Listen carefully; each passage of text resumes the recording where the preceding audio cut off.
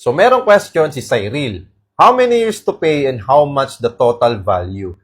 Yung total selling price natin dito ay ranging from 2.9 million to 3.2 million for the 2-bedroom unit.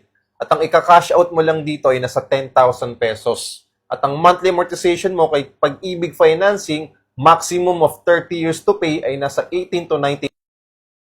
Depende yan sa unit na mapipili mo at kung anong floor. At the same time, ang maganda dito, kami pang bahala mag-process kay Pag-ibig.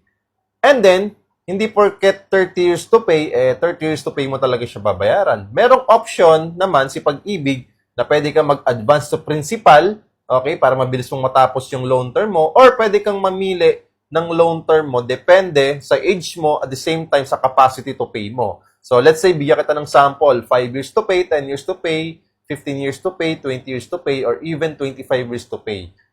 Sa mga may question, comment down below at i-follow niyo po ako dito sa aking account. Thank you!